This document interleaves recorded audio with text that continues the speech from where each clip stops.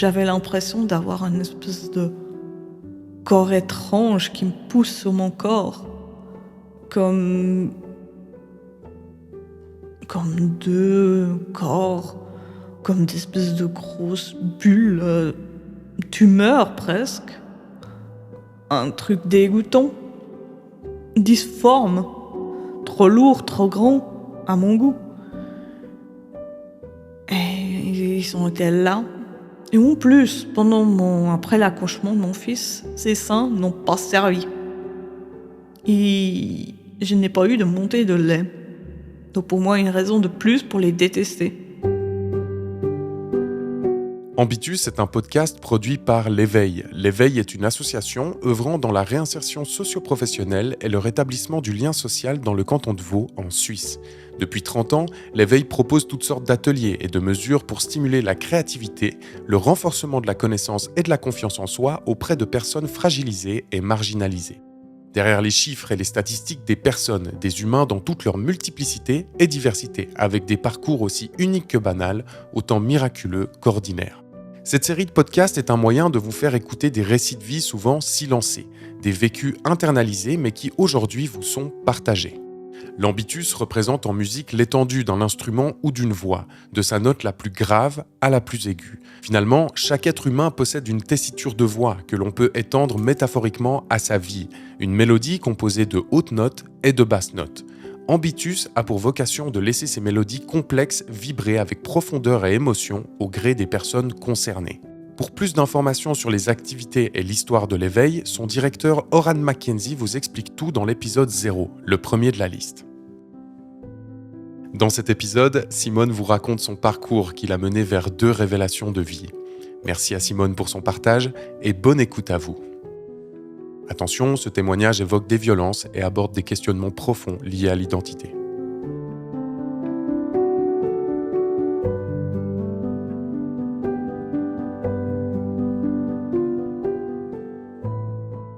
Alors bonjour tout le monde, moi c'est Simone. Et je viens aussi aujourd'hui vous raconter mon histoire pour donner aussi le courage à d'autres personnes comme moi à apprendre à se connaître et à se découvrir soi-même. Je suis d'année 1978, je suis née à Lausanne mais grandi sur Épalinges. Et depuis toujours, on m'a dit que j'étais bizarre, que j'étais pas normale. Et à force qu'on me répète que j'étais pas normale, je me suis commencé à me sentir moi-même bizarre et pas comme les autres. Comme si je ne faisais pas vraiment partie de la société, mais juste un spectateur de cette vie. J'ai en plus grandi dans une autre langue. Donc, jusqu'à l'âge de 5 ans, je ne parlais que le suisse allemand. À l'école, vers 4 ans, j'aurais dû commencer à parler français. Mais au lieu que ce soit moi qui apprenne le français, c'est moi qui apprenais à mes petits camarades le suisse allemand. Donc, au désespoir des profs, ils m'ont mis dans une école effectif réduite pour que j'apprenne cette langue étrange qu'est le français.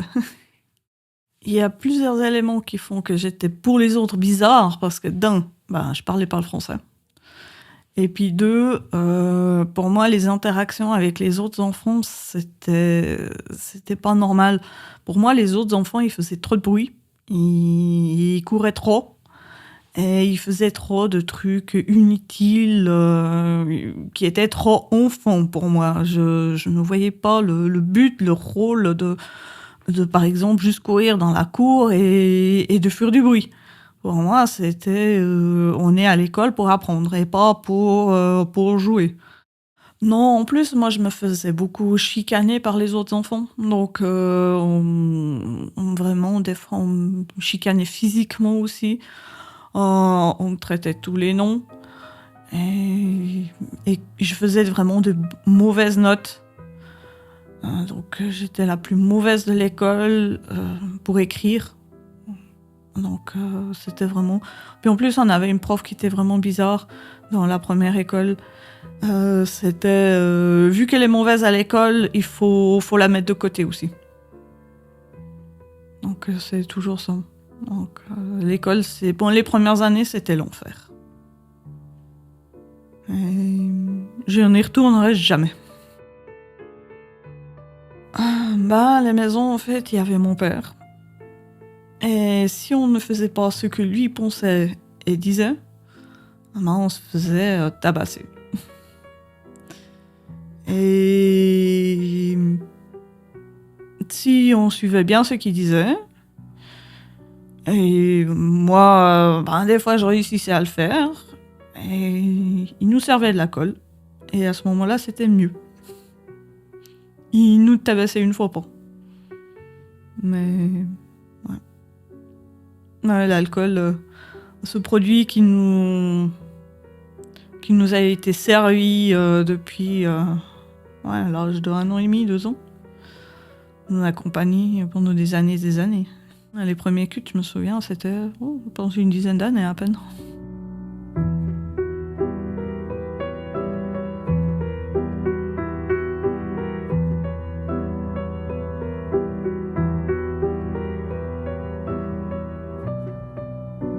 Donc, mon enfance a avancé tranquillement. Tranquillement. Façon de dire, une année l'un après l'autre. À accepter, à apprendre à encaisser. Un jour, à l'école, j'en avais marre d'encaisser les coups. Donc, je me suis rendu compte que si moi-même je tabassais les autres, surtout un jour j'ai pris le plus fort, le plus costaud des emmerdeurs, je les tabassais parce qu'ils se lèvent plus ce jour-là. Et on m'a laissé tranquille. Donc, plus personne n'est venu m'embêter. Parce que celle qui faisait toujours embêter, maintenant, elle avait pris de la force. Et elle ne se laissait plus faire. Donc personne ne m'approchait plus et j'avais plus d'ennui. Mais pas d'amis non plus. Mais ce qui était pour moi pas grave. Je préfère être seule que mal accompagnée. Donc les années ont avancé. J'avais pas d'amis, mais là, une fois, à l'école aussi, c'était à peu près en 4e année, il y avait une fille dans ma classe qui, celle-là, m'avait beaucoup marquée. Et je pense qu'elle m'avait touchée, mais juste dans mon cœur. Malheureusement, cette fille, elle était tellement surdouée qu'elle a quitté notre école. Et je m'en souviens encore aujourd'hui, c'était les seules larmes de chagrin que j'ai eues, c'est qu'elle nous a quittés. Et ouais, elle était douce et ouais, je l'avais bien aimée. Malheureusement, je pense que j'ai jamais pu lui dire ce que j'ai ressenti pour elle, mais je savais pas ce que j'ai ressenti à ce moment-là pour elle.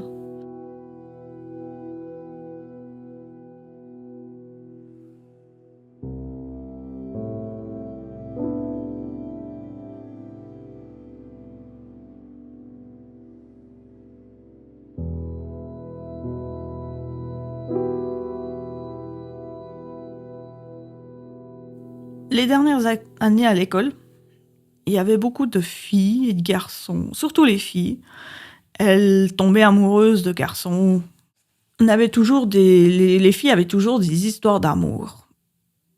Une fois, c'était tel garçon qui était leur copain, une fois, c'était un autre copain. Et là, il y avait un garçon qui se sentait visiblement pas très à l'aise. Et moi-même, j'avais jamais déclaré à un garçon que c'était mon copain ou mon amoureux. Et là, il est venu vers moi. Et il a dit aux autres que Simone, est à moi, ma copine. Je l'ai juste laissé parler. J'étais un peu surpris aussi, un peu du style « qu'est-ce qu'il veut ?» Et j'ai pas osé, j'ai pas tilté, j'ai pas...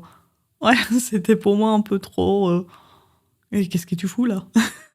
Mais j'ai su des années plus tard, à une rencontre d'élèves, d'anciens élèves, pourquoi il a fait ça. On est allé boire un verre. Moi, pas un verre, mais un jus d'orange. En plus, c'était l'année où j'étais enceinte. Donc, on a bu un jus d'orange, et puis là, il est venu, puis il nous a présenté son mari. Et il nous a dit, maintenant, je suis l'homme le plus heureux, je suis mariée avec un homme. Et il s'est excusé vers moi, il m'a dit, au fait, j'ai dit que tu étais mon amoureuse pour que les filles me laissent tranquille, parce que moi, je me sentais pas à l'aise avec les filles.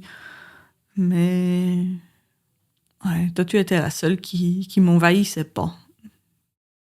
Les jeux de flirt, c'était peut-être agréable, mais ça signifiait pas beaucoup, ça avait pas beaucoup de sens. Le jeu de flirt, c'était... J'avais pas d'attirance moi-même à m'y lancer dans ce jeu, c'était trop compliqué ou trop abstrait. C'était un truc théorique, les autres le font, mais je voyais pas l'intérêt à le faire moi-même. C'était un peu du cinéma, un peu ce grand plateau de la vie que moi j'observais de loin, mais qui m'intéressait pas à aller sur la scène pour jouer moi-même. C'était comme si la vie, elle me disait, c'est bien de regarder, mais pas envie d'y aller moi-même. Je sais pas si ça me dégoûtait, c'était... Pendant mon adolescence, non, c'était juste, ça me donnait pas envie. À présent, j'ai toujours pas envie, mais je sais pourquoi. J'ai pas envie. C'est pour moi... je sais pas, ça donne pas envie, c'est... Je préfère les autres aspects, de passer juste du bon temps, mais les aspects trop intimes, non. Vers l'âge de 14 ans, je me suis rendu compte que dans ma vie, il y a plusieurs choses qui ne fonctionnaient pas. Entre autres, c'était l'alcool. Et que c'était pas bon pour moi, cet alcool. Donc j'ai essayé d'arrêter. Donc j'ai arrêté pendant 6 mois à l'alcool. J'étais contente, j'étais presque fière.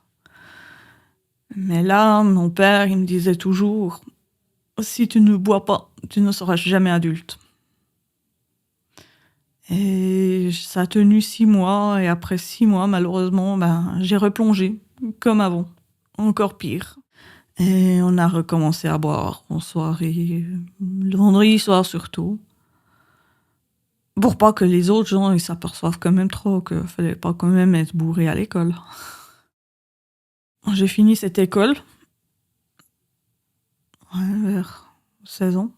Je suis allée en raccordement à Lausanne.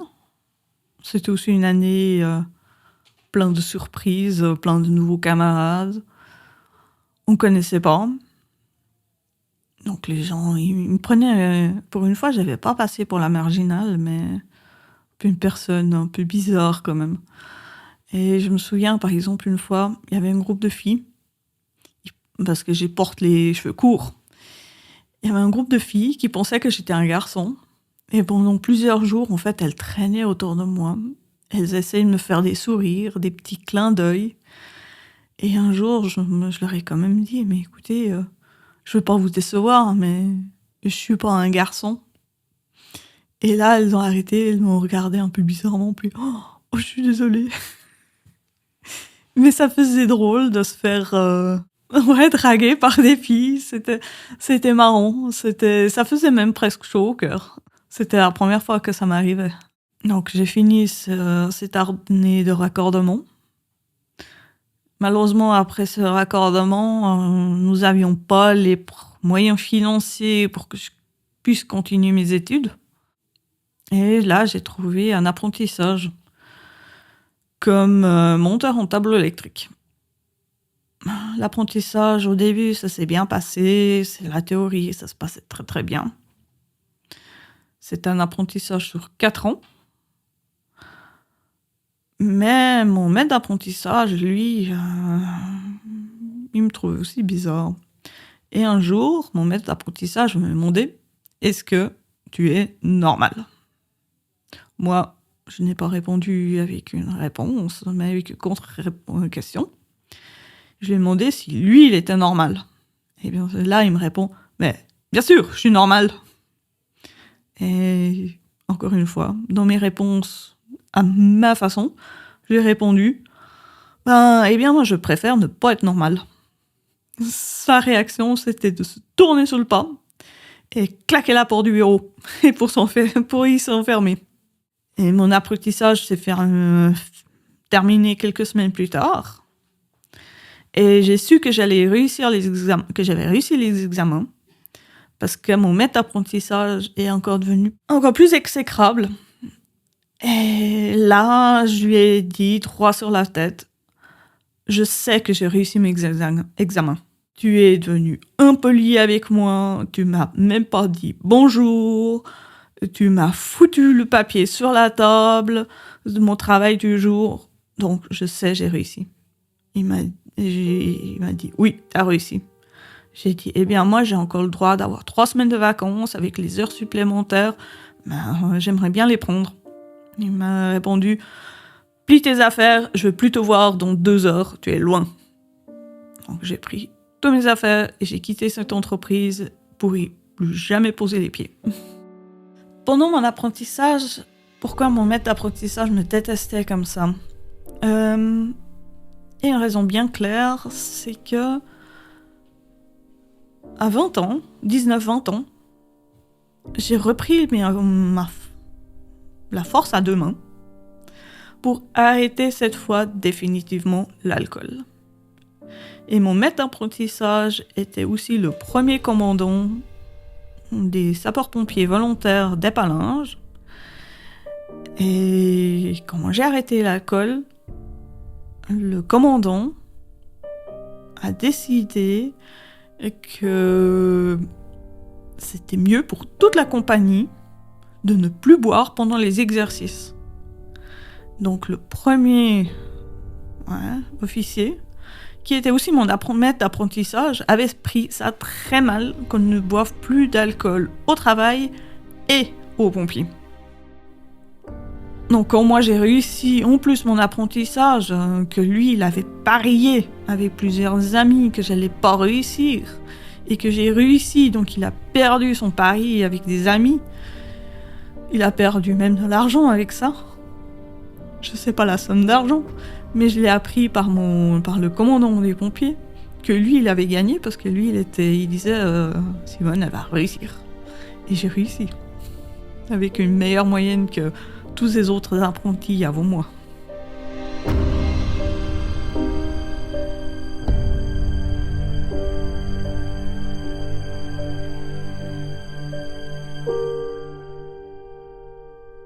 Donc après, à la fin de mon apprentissage, il a bien fallu retrouver un nouveau job. Et là, pendant plusieurs mois, j'ai fait du travail temporaire, où je me baladais à droite et à gauche, d'une entreprise à une autre. Mais c'était devenu très compliqué. Donc j'ai choisi de changer d'orientation. Des tableaux électriques, je suis passée au bus à Lausanne, dans une entreprise bien connue. Là, la formation théorique et pratique, ça s'est bien passé. Mais ça s'est gâté après avec la direction et les clients. Et des clients, peut-être qui font partie des auditeurs, et qui sont pas toujours les plus simples. Ou des automobilistes qui ont l'impression, c'est que le bus, je peux juste encore passer devant. Ils pensent pas que dans le bus, il y a 50 personnes et que pas tout le monde se tient toujours bien. Donc, il y a des chutes de personnes, il y a des poussettes qui se déplacent tout seuls. Et il faut appeler les ambulances. Et ça fait pour le chauffeur aussi du stress. Pour moi, c'était très stressant. Et au bout d'un temps, j'en pouvais plus. Et j'ai commencé à faire des erreurs, des accidents. Et j'ai eu Ouais, 2-3 trucs qui étaient vraiment pas bien à vivre. Donc même des attaques. Une menace au pistolet. Mais la direction, ou moi, on n'a pas pris la bonne décision, donc j'ai pas été en arrêt. Encore d'autres accidents. Et finalement, la direction a trouvé que j'étais pas... On pouvait pas me soutenir. Donc, j'étais licenciée. J'ai essayé d'aller dans le privé. Aussi très compliqué. Là, il y a des employeurs qui se disent ah tiens, si on promettait des contrats mais qu'on les tient pas, on paye une fois par-ci, une fois par-là. Ah, tiens, vous avez pas reçu assez d'argent? Oh non, mais on vous a promis. Non, non, non, non, vous avez du mal à comprendre. Et dans cette entreprise, j'ai connu le père à mon fils. Moi, j'ai pensé que c'était l'amour cette fois. J'y ai pensé. Mais c'était pas vraiment ça. Pour lui, c'était qu'un jeu. Et j'ai cru à son jeu. Ouais, ce père, il faisait un espèce de jeu. Ouais, en disant toujours ah, je t'aime, je t'aime. Mais finalement, c'était des paroles, comme dans la chanson, paroles et paroles. Et je me suis rendu compte après 3-4 mois, que c'était pas vraiment lui, que c'était un jeu. Et on s'est séparés après 3-4 mois. Et c'est là où je me suis rendu compte que j'étais enceinte. Et j'étais déjà à 13-14 semaines de grossesse. Et pour moi, il était là, cet enfant. Donc je ressentais déjà quelque chose et pour moi, c'était inconcevable de m'en débarrasser. Et j'ai eu, en 2008, un enfant. Le plus joli enfant. Que tout le monde allait dire que... Tout le monde dit que leur enfant est le plus joli. Mais quand il est né, en juin 2008, j'ai su... Ouais, ça c'est mon enfant. Et je l'ai regardé et j'ai su, ça c'est Valentin. Aujourd'hui, cet enfant a 17 ans. Et il est toujours pour moi une source d'inspiration et d'étonnement. En le voyant grandir, je me dis, mais... Ouais, c'est beau.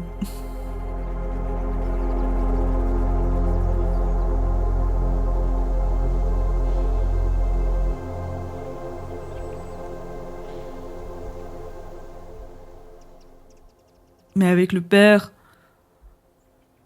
il n'y a plus jamais eu. Rien du tout. On s'était séparés et... Ouais, bien sûr. Lui, il reste le père, moi, je reste la mère. Et pendant des années, on a juste eu contact avec la protection de la jeunesse pour qu'il voie son fils. Mais autrement, on n'avait aucun contact. Et en 2010, mon fils avait 1 an et demi. Malheureusement, là, je suis tombée malade.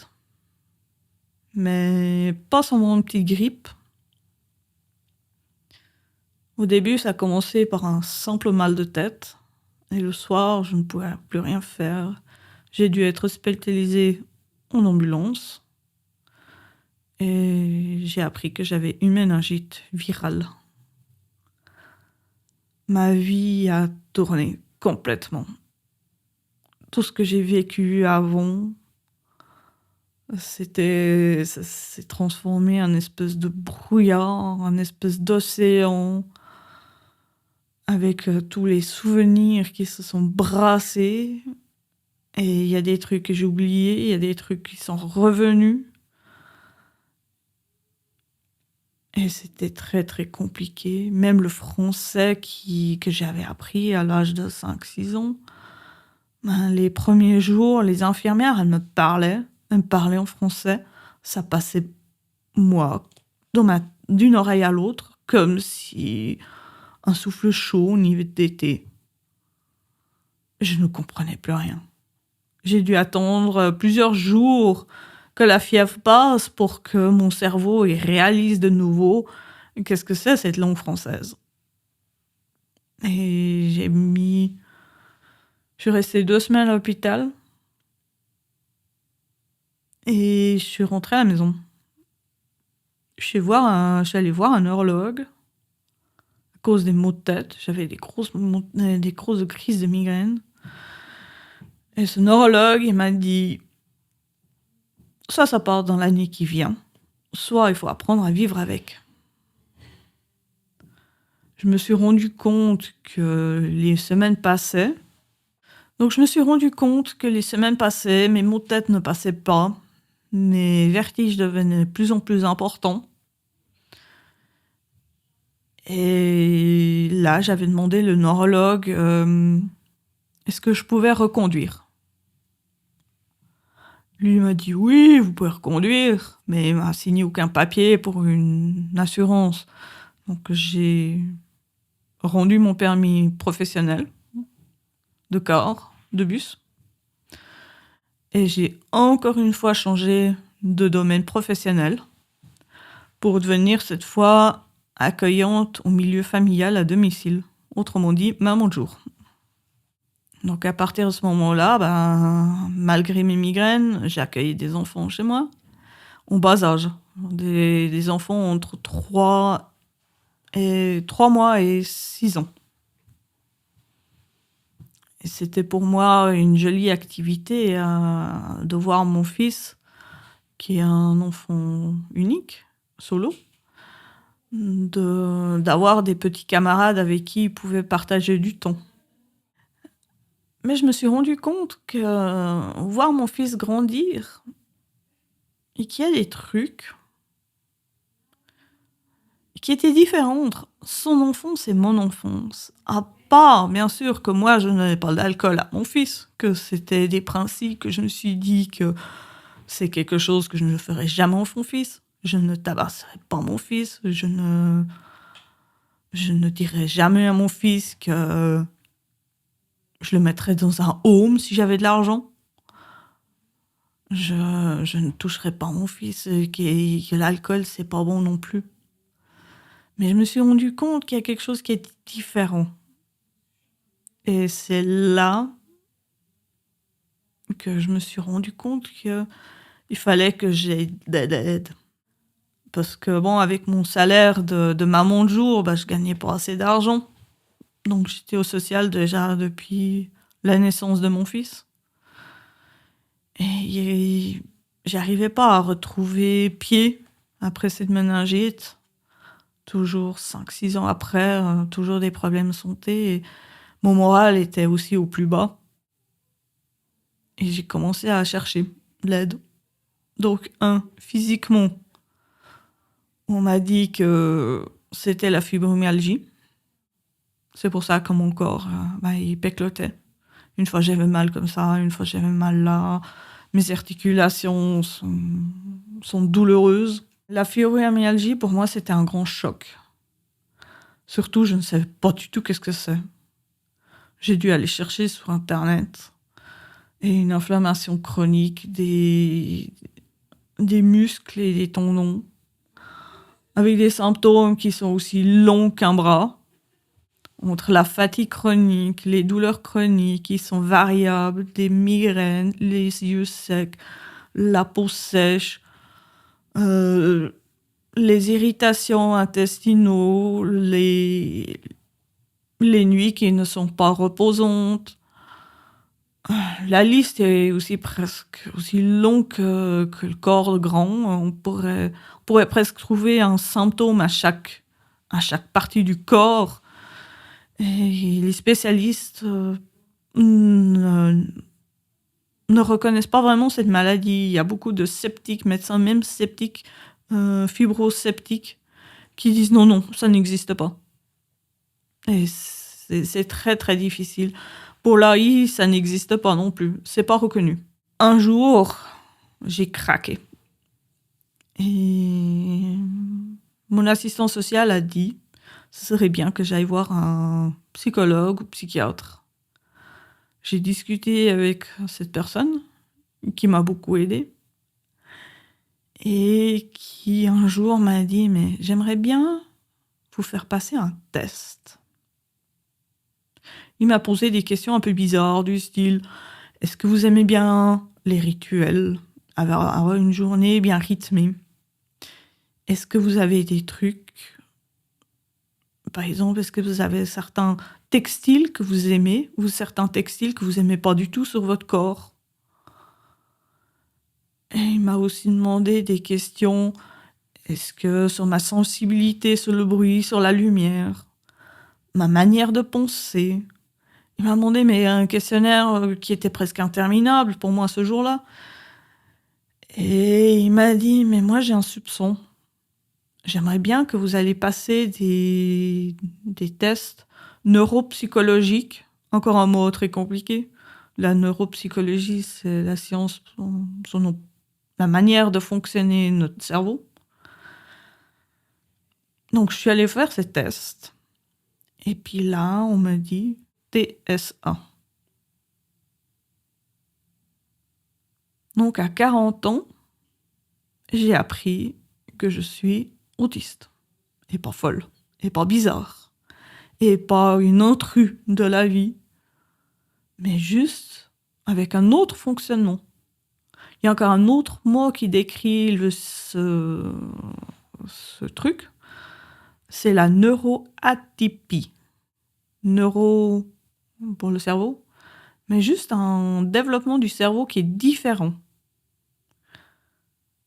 Et là, pour moi, en fait, c'était comme une espèce de lumière qui s'est éclairée.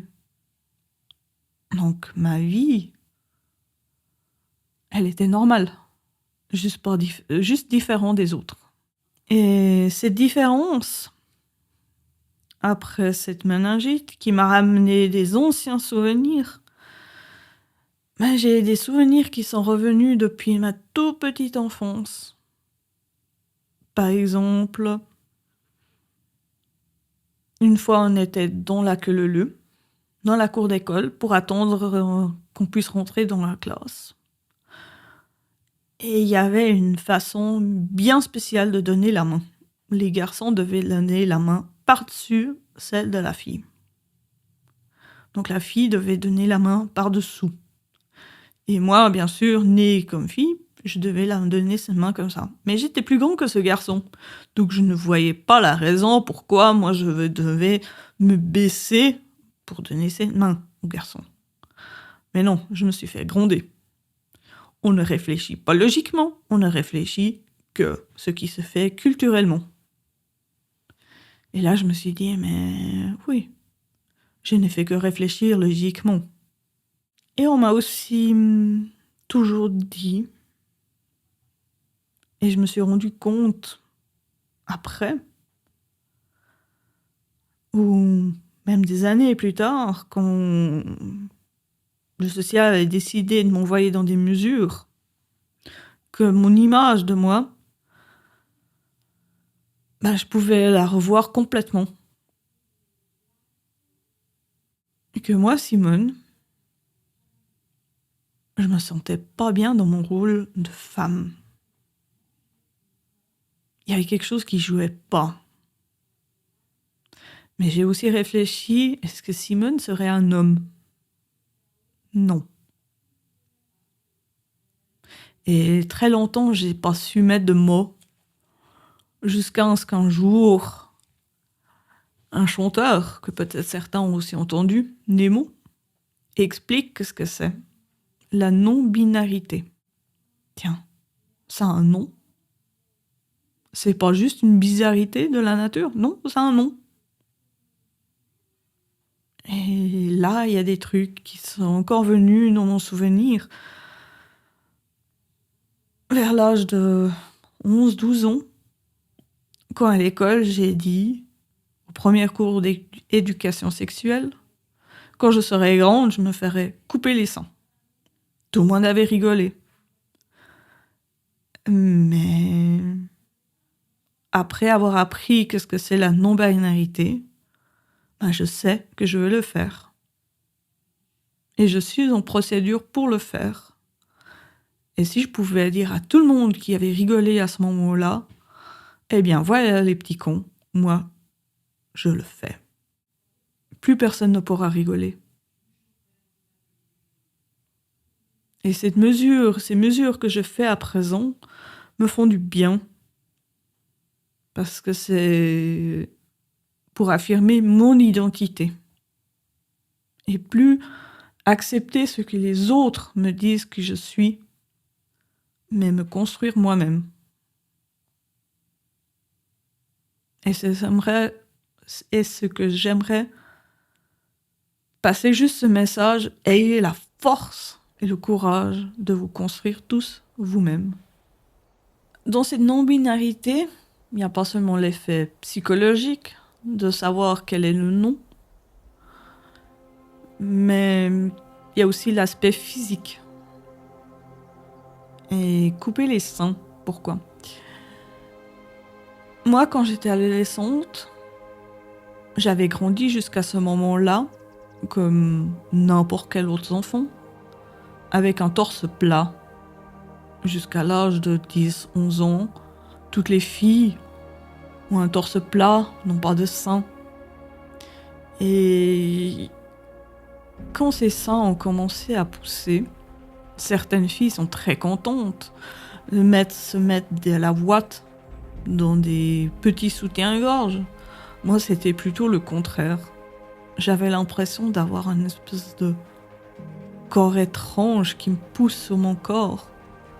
Comme deux corps, comme des espèces de grosses bulles, tumeurs presque. Un truc dégoûtant, difforme, trop lourd, trop grand, à mon goût. Et ils sont été là.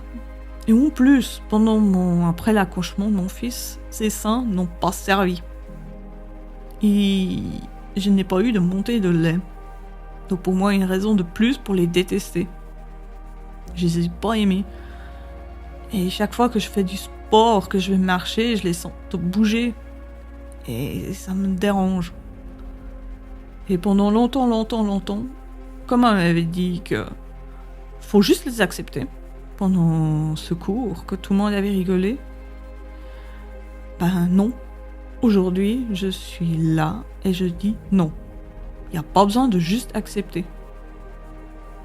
On peut changer. Pas seulement moralement, mais aussi physiquement. Et il faut juste avoir la patience pour écrire plein de lettres, répondre les assurances ou avoir assez d'argent.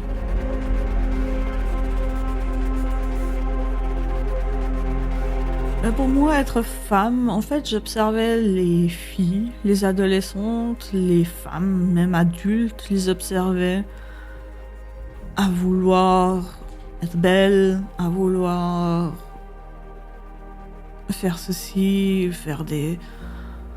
ou aimer leur corps. Mais pour moi, ce corps de femme, c'était pas vraiment ça. Pour moi, ça devait être pratique.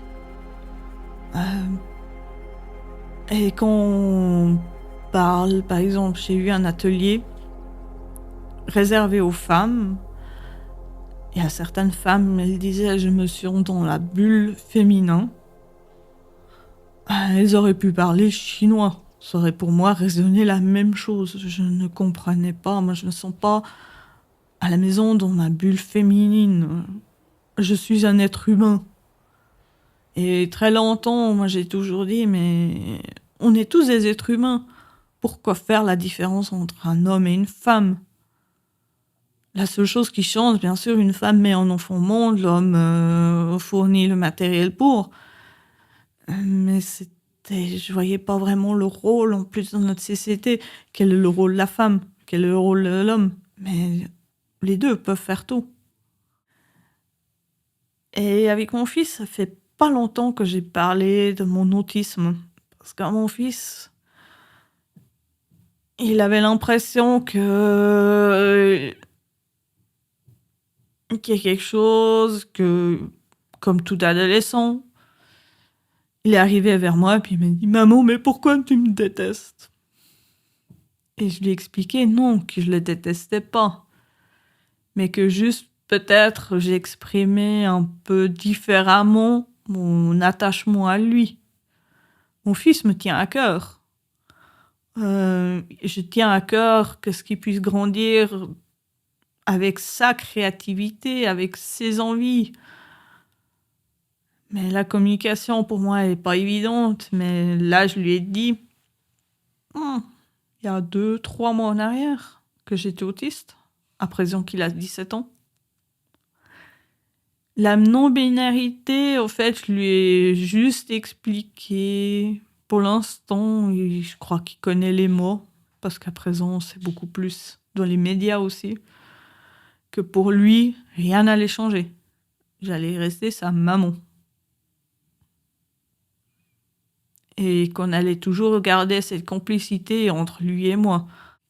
Mais je l'ai éduqué dans la manière à ce qu'il accepte que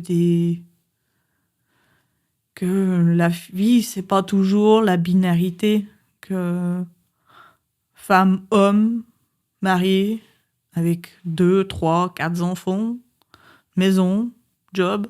Non, ça se passe pas comme ça dans la vie. Je lui ai essayé d'expliquer qu'il fallait être ouvert à des familles recomposées, à des familles de 2 mamans, à des familles de 2 papas.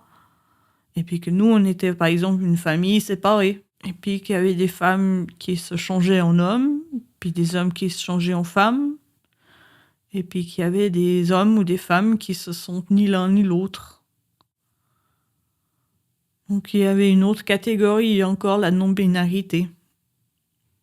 Mais pour un adolescent, bien sûr, de 17 ans, je vais pas non plus lui obliger toutes les informations. J'attends plutôt qu'il vienne vers moi avec ses questions à lui. Parce que je pense que donner trop d'informations, tout d'un coup, c'est pas non plus le but. Moi, comme mère autiste,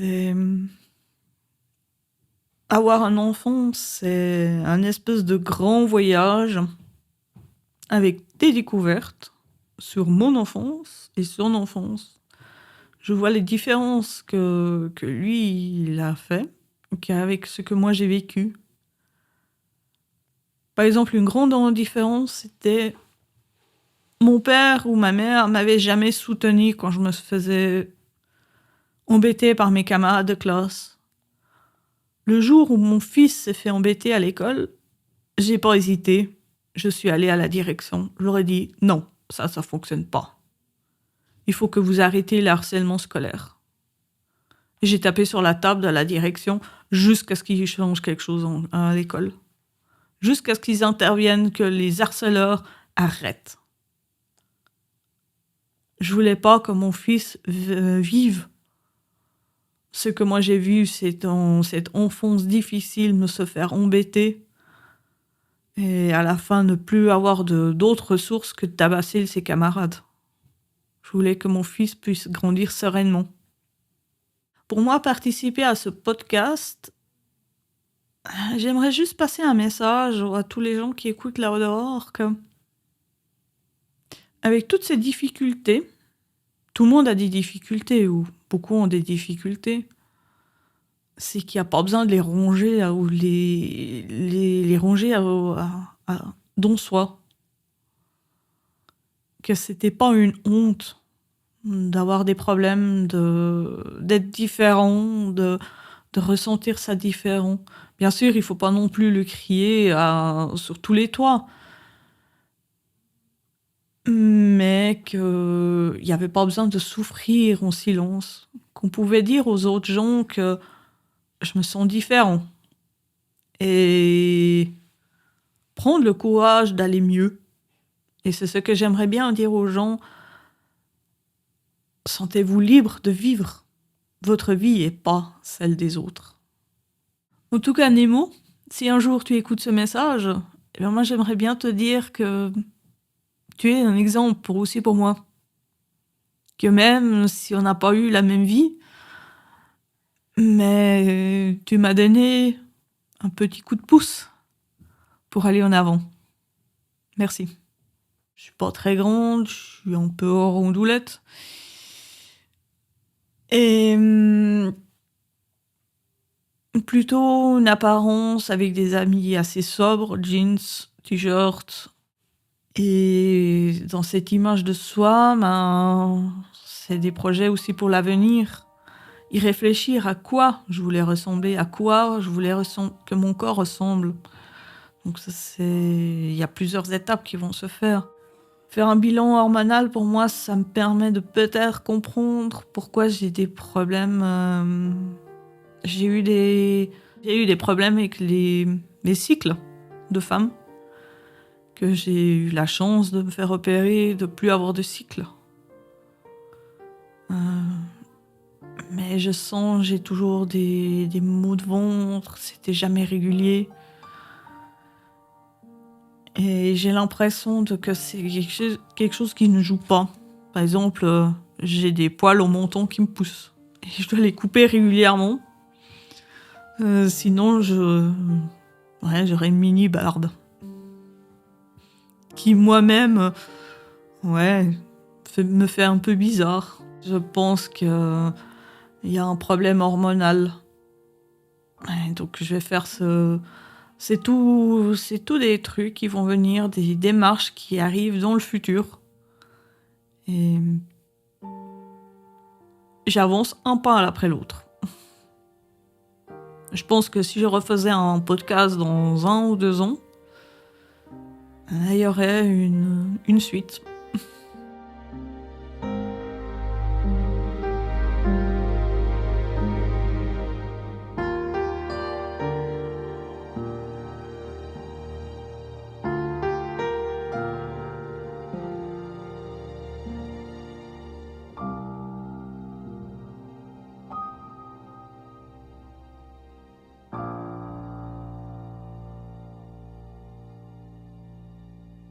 Vous venez d'entendre l'histoire de Simone. Ces témoignages sont accueillis et enregistrés au sein de l'Éveil et sur base de volontariat. Ce témoignage a été enregistré en septembre 2025. Production et droit, l'Éveil. Chargé de production et responsable du projet, Selim Zegani. Enregistrement, montage audio, habillage audio, mixage, mastering, diffusion, Selim Zegani. Graphisme, Neville Beau. Encadrement et supervision du projet, Oran Mackenzie et David Vial. Toutes les informations concernant l'Éveil sur www.aéveil.ch. Merci d'avoir écouté cet épisode et à très vite.